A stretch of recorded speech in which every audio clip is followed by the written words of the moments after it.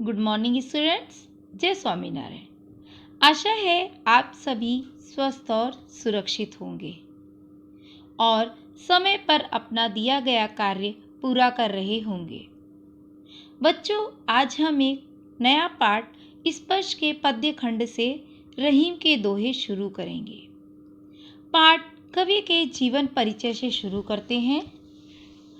हिंदी भक्तिकालीन काव्यधारा के प्रसिद्ध कवि रहीम का पूरा नाम अब्दुल रहीम खान खाना था।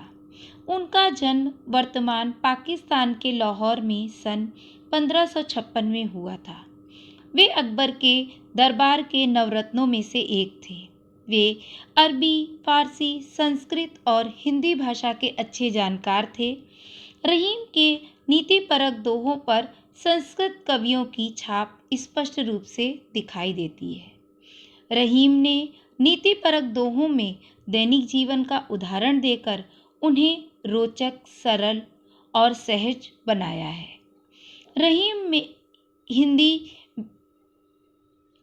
ब्रजभाषा और अवधी भाषा पर समान रूप से अधिकार था, इसलिए उन्होंने इन दोनों भाषाओं को प्रभावशाली ढंग से प्रयोग किया है।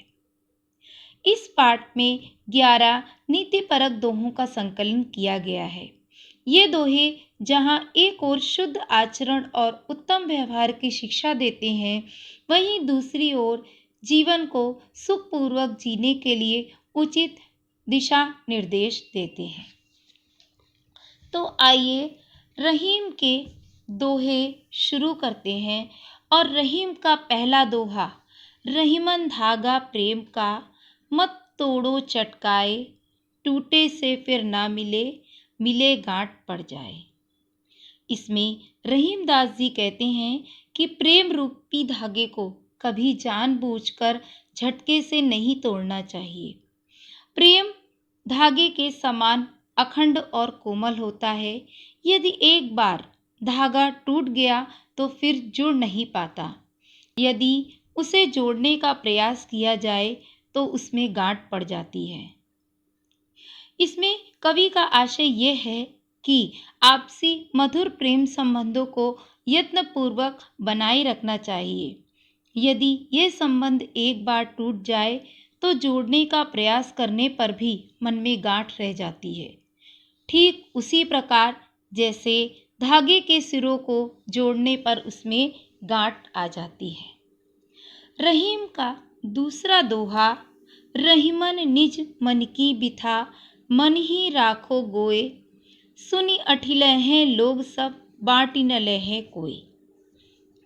इस दोहे के द्वारा रहीमदास जी लोगों को उपदेश देते हुए कहते हैं कि अपने मन के दुख दर्द को अपने मन में ही छिपाकर रखना चाहिए। उस दर्द को दूसरों के सामने प्रकट नहीं करना चाहिए। लोग दूसरों के कष्ट और दुख को सुनकर मन ही मन खुश होते हैं तथा उनका मजाक उड़ाते हैं। कोई किसी का दुख बांटता नहीं है। अर्थात कवि कहना चाहते हैं कि लोग दूसरों के दुख और कष्ट के विषय में सुनकर प्रसन्न होते हैं। वे किसी के दुख को कम करने का प्रयास नहीं करते, बल्कि उनके जले पर नमक छिड़कते हैं।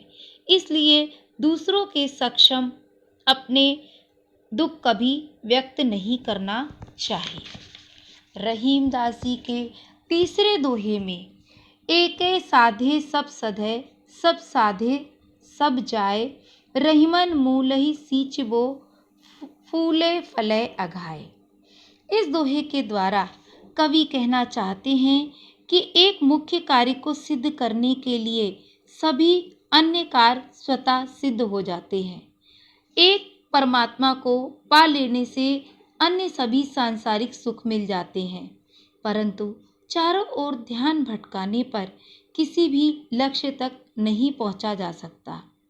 कवि इस सत्य को एक उदाहरण के द्वारा इस प्रकार स्पष्ट करते हैं कि जिस प्रकार वृक्ष के जड़ को सींचने से उसका संपूर्ण भाग तृप्त हो जाता है, उसी प्रकार एक मुख्य कार्य की सिद्धि अन्य सभी सिद्धियों द्वारा द्वार खोल देती है। एक मुख्य लक्ष्य की तरफ ध्यान केंद्रित कर उस ओर अग्रसर व्यक्ति वहां तक पहुंच सकता है। इस प्रकार कवि ने एकल सिद्धि की महत्ता को स्पष्ट किया है।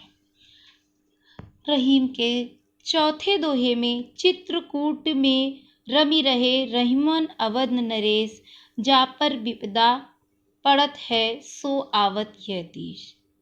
इस दोहे के द्वारा रहीमदास जी कहना चाहते हैं कि अवध के राजा श्री राम वनवास के लिए चित्रकूट में आकर रुके। वहां की प्राकृतिक सुंदरता में उनका मन रम गया।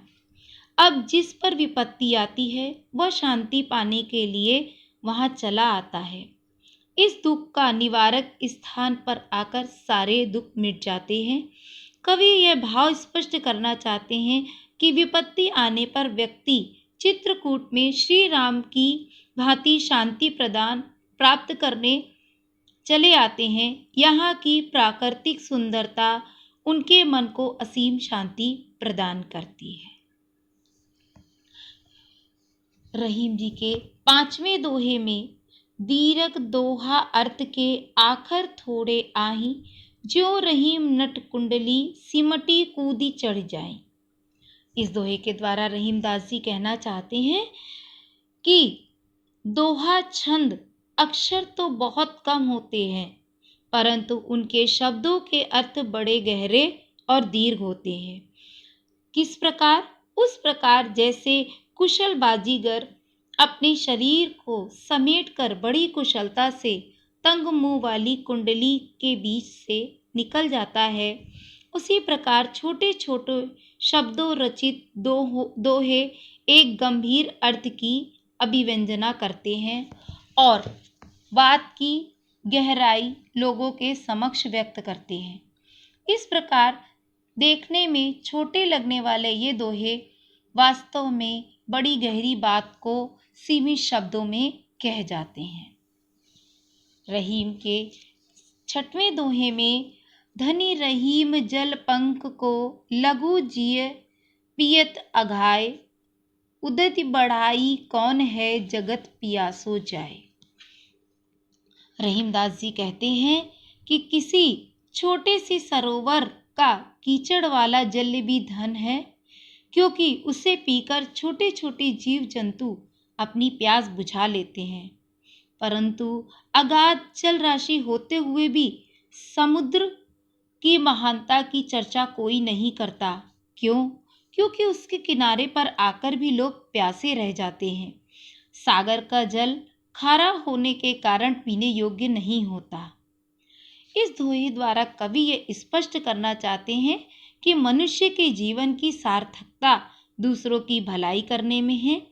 परोपकार ही वास्तव में महान जीवन कहलाने का अधिकारी होता है। धनवान होते हुए भी यदि मनुष्य किसी का भला नहीं कर सकता तो उसकी अगाध धनराशि भी समुद्र की जल राशि के समान व्यर्थ होती है।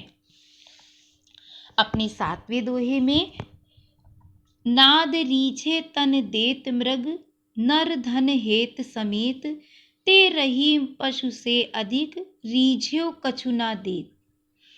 इस दोहे के द्वारा रहीमदास जी कहते हैं कि संगीत की तान पर झूमते हुए मंत्रमुग्ध हिरण अपने प्राण तक निछावर कर देता है। इस प्रकार किसी की कला पर मुग्ध होकर मनुष्य भी बड़े प्रेम से उस पर अपना धन अर्पित कर देता है। परंतु वे मनुष्य तो पशुओं से भी गए गुजरे हैं, जो किसी पर प्रसन्न होने पर भी उन्हें कुछ नहीं देते। कवि इस दोहे से यह स्पष्ट करना चाहते हैं कि दूसरों की अच्छाई से प्रभावित होकर उन्हें खाली हाथ लौटाना उचित नहीं है। ऐसा आचरण तो पशुओं से भी गए गुजरा होता है। अपने आठवें दोहे में बिगड़ी बात बने नहीं, लाख करो किन होए, रहीमन फाटे दूध को मथे न माखन होए। इस दोहे के द्वारा कवि ये समझाना चाहते हैं कि एक बार जो बात बिगड़ जाती है तो लाख प्रयत्न करने पर भी वह नहीं बनती। कवि कहते हैं कि जिस प्रकार दूध के फट जाने पर उसे कितना भी मथा जाए, उससे मक्खन नहीं निकलता। इसी प्रकार बिगड़ी हुई बात को लाख कोशिश करने पर भी संवारा नहीं जा सकता।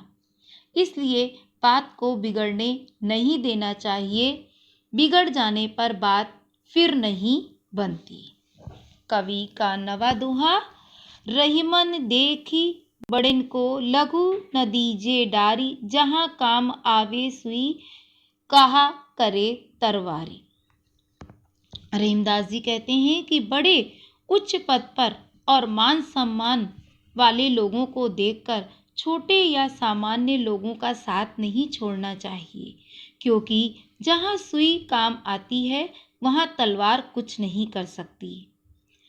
कवि ने सुई और तलवार का उदाहरण देकर यह सिद्ध करने का प्रयास किया है कि प्रत्येक वस्तु का अपना महत्व होता है। बड़ों के सामने छोटों की उपेक्षा उचित नहीं है। जहाँ सुई की आवश्यकता होती है वहाँ तलवार की कोई आवश्यकता नहीं होती। अतः छोटे और सामान्य लोगों को भी उचित सम्मान देना चाहिए। कवि के 10वां दोहा। रहीमन निज संपत्ति बिना, कोउ न विपत्ति सहाय, बिनु पानी ज्यों जलज को, नहीं रवि सके बचाए। इस दोहे द्वारा रहीम कहना चाहते हैं कि अपनी संपत्ति के अलावा मुसीबत या दुख दर्द में कोई दूसरा सहायक नहीं होता। संकट के समय अपना संचित धन ही काम आता है। कवि ने इस सत्य को प्रमाणित करने के लिए कमल का उदाहरण देते हुए कहा है कि पानी के बिना कमल के फूल को सूर्य की किरणें भी नहीं खिला पाती। सूर्य की किरणें कमल का पोषण करती हैं, परंतु जल के अभाव में कमल सूख जाता है। उसी प्रकार बाहरी सहायता न मिलने पर भी निजी संपत्ति न होने से मनुष्य की कोई भी रक्षा नहीं कर सकता। इस उदाहरण द्वारा कवि स्पष्ट करना चाहते हैं कि निजी संपत्ति ही मुसीबत की घड़ी में व्यक्ति को सहायक होती है। कवि के 11वें दोहे में रहीमन पानी रखिए, बिनु पानी सब सून, पानी गए न उबरे, मोती मनुष्य चून।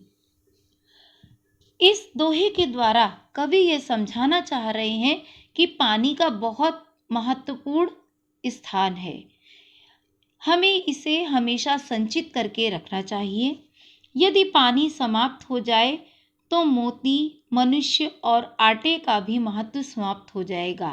पानी अर्थात चमक के बिना मोती व्यर्थ है।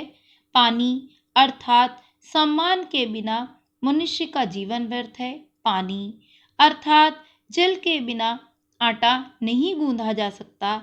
इसी प्रकार पानी बिना आटा बेकार है।